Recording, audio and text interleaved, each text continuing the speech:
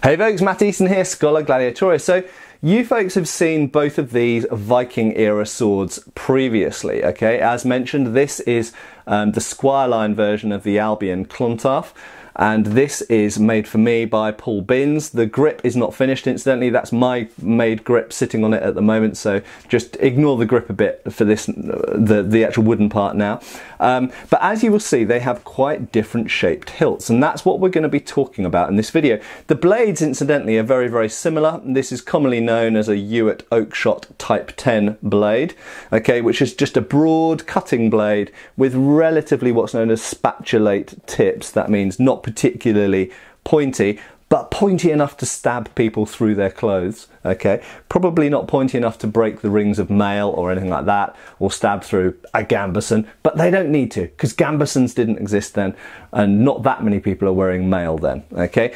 So the advantage, again, this is a tangent, but the advantage of having a broad tip at the end, you might go, well, why not just make it pointy anyway?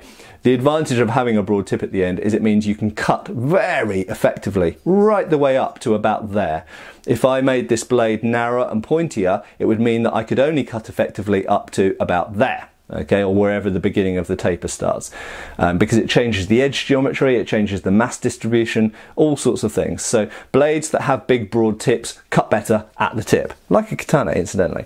Okay, right, so, but the hilts. So first thing to say is the Albion Clontarf is based on a sword found in Ireland, from what's presumed to be the 9th century. Okay, so it's a specific type of hilt. It's not the only one with this style of hilt. If you want to learn more about Viking era swords, definitely get Ian Pearce's Swords of the Viking Age. It is, as far as I'm concerned, the Bible for swords of this period, okay? And it's got way more information probably than you'll need for just a bit of knowledge about it. It's really got a ton of really good information in there. And I really hope actually that there's a follow-up book to it one day with even more data. But this is a type of hilt that's actually found over various bits of Europe. You find them in Ireland, but they are assumed to be possibly Frankish, okay?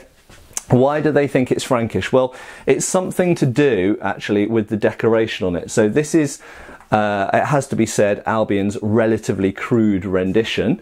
This pommel is cast in one piece, which is not historically accurate. The original pommel has one bar along here, and then the tang goes through that bar, is peened inside there, and then this is a secondary part which is put on the top and riveted to the pommel bar. So this pommel bar is attached to the tang. That bit is not attached to the tang, it is riveted to the other bit of the pommel. And then these bits of wire on the Albion version here are not wire. They're actually cast to look like wire. On the original, they are actual wire sitting in the recesses. But the decoration on here, as you can see, it's a bit, if I bring it closer to the camera, you can see it's kind of vine-like decoration, same on the guard, and that type of decoration is presumed, it's got grapes and vines, it's presumed to probably be Frankish.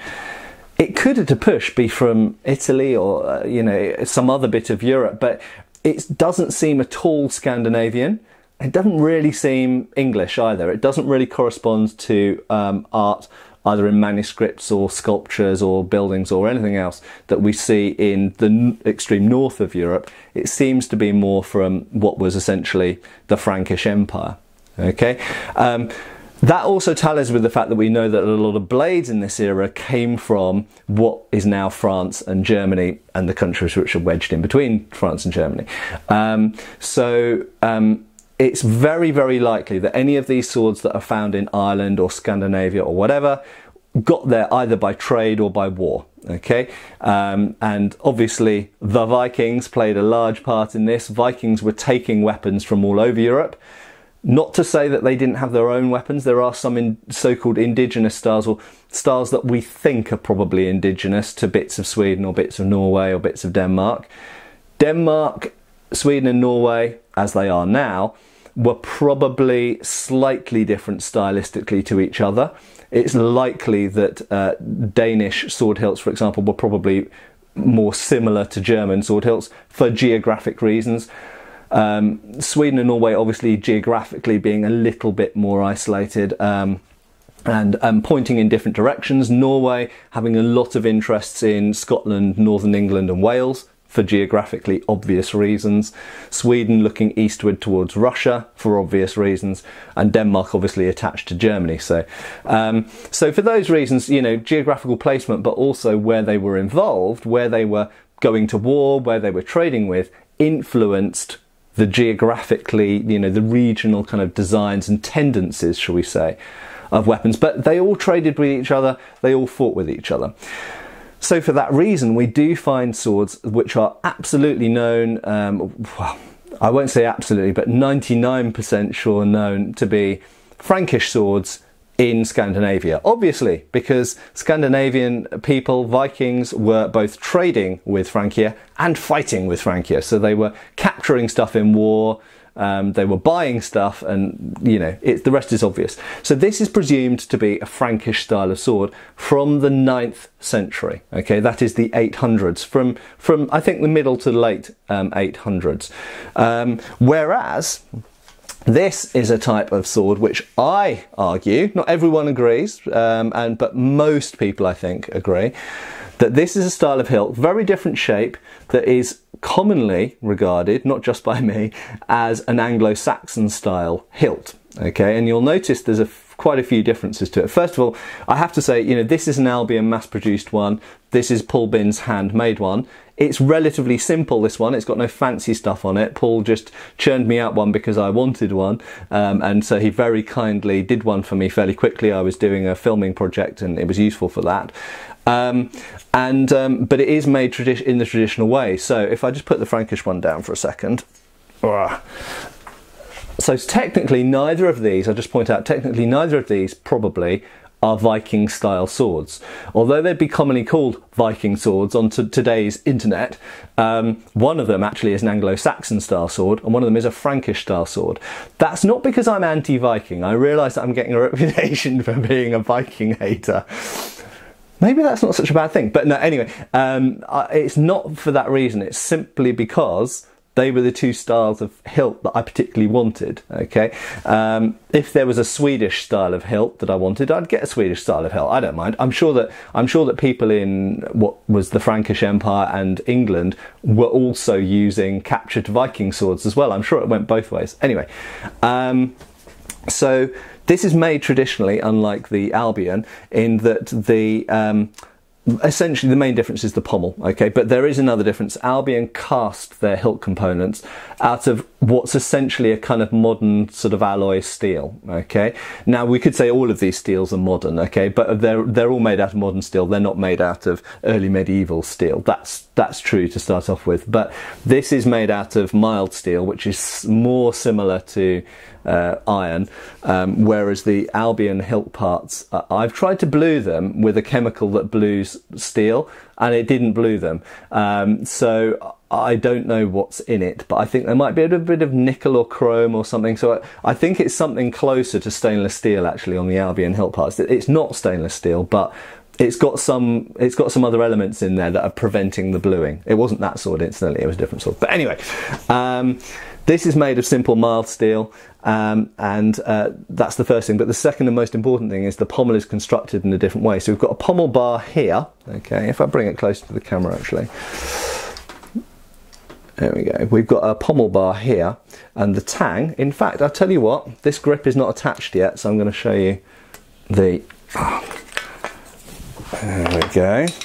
Right, so there's the tang.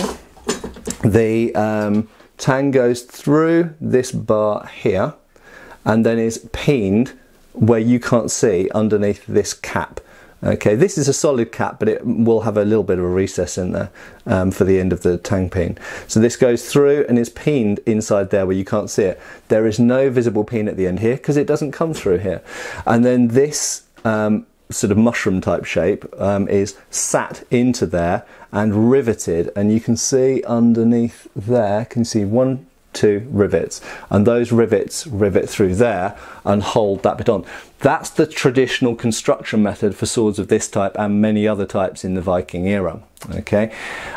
Incidentally, I'll just note, so the grip that I'm making for it is not finished. Like many things I make, they get started and they don't get finished. I'm terrible at that, but I'm intending to finish that off quite soon. As you see the sword here without the wooden grips on, that's often how you see Viking age swords preserved, because of course the wood and the leather and whatever was around the grip, the organic materials rot away and you're left with just the steel or iron, and obviously usually they're rusted and corroded and, you know, black or brown depending what kind of, whether they've been in soil or water or whatever, but that's why this proportion will probably look more familiar to you than necessarily how it looks once it's got the grip on. Okay, because usually when we see Viking era swords in museums or photographs from museums, they look like this, they don't look like this. Okay, right, so yeah, so essentially the grip shape, the hilt shape rather, changed at least between the 9th century in England, between the 9th century and the 10th century. That's not to say that this type went out of use. It did not, it stayed in. Now, if I just put the Anglo-Saxon one down for a minute, I have made a point in the past talking about the fact that I grip this type of sword, which has a very angular pommel, whoa, be careful that's sharp, a very angular pommel, by putting my little finger right the way wedged down there. The palm of my hand goes to the side of the pommel and then I wrap my fingers around. Okay, that is how I argue you should grip this type of sword. Okay, but it's not, until you get used to it, it's not extremely comfortable, and it does put your hand very far away from the point of balance, and it means that really the sword is staying in your hand when you swing it by virtue of essentially the strength of your hand and the fact that your little finger is jammed in against this crook, and that's why having that very 90-degree angle there, I believe, is very important with this type of sword. So therefore we'd look at the Anglo-Saxon sword and we go, haven't you kind of lost that? Well, you kind of have and you kind of haven't. The first thing we've got to do is put the grip on. Okay, so if we put the grip back on here,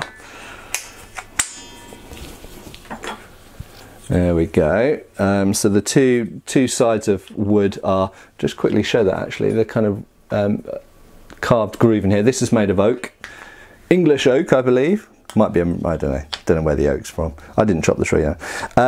Right, so there we go. So oak wedges in tightly there. That will be glued, and then there'll be a binding put around that, and then a cover of some kind, maybe leather or whatever.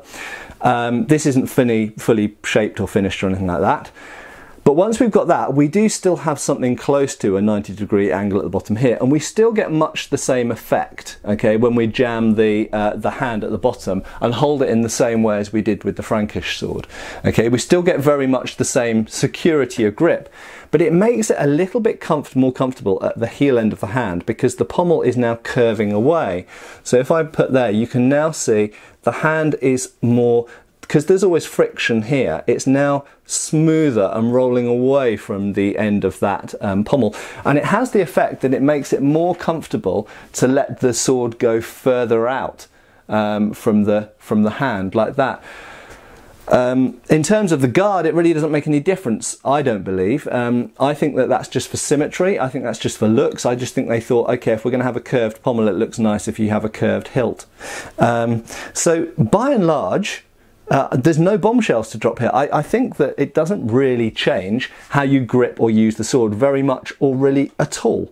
Okay, I find this type of grip with the curved pommel bottom here slightly more comfortable to hold than this.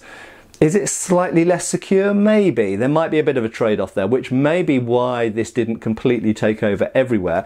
Although you will notice that this is somewhat similar now to a Brazil nut pommel that we get later in the sort of 11th, 12th century. Okay, so it could very well be that this shape evolved into later so-called cocked hat style pommels that we see, that go all the way into the 13th century actually. So there we go, not a huge difference in how you grip them.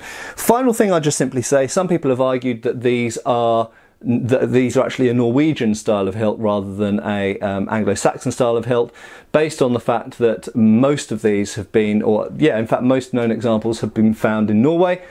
That's true, but then of course the number of swords found in Norway is vastly greater than the number of swords found in England, because they still buried people with swords, because they were still Odin worshippers, they were still heathens, and they were still sticking people in the ground with their weapons. We didn't do that in England, so the only swords found in England are found in rivers, and they're just chance random finds.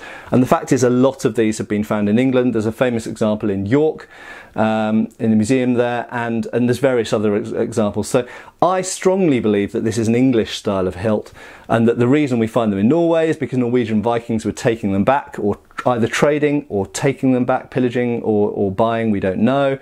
And statistically, the statistics are skewed because Norwegians were still burying each other with weapons, whereas English people weren't. So I strongly believe it's an English style of hilt, but it's not impossible that it's a Norwegian style of hilt. But you know, there we go. We've got to work with probabilities in this case. I hope that was somewhat interesting, and I will see you for the next video. Cheers, folks. Thanks for watching. Please subscribe. We have extra videos on Patreon, and you can follow us on Facebook.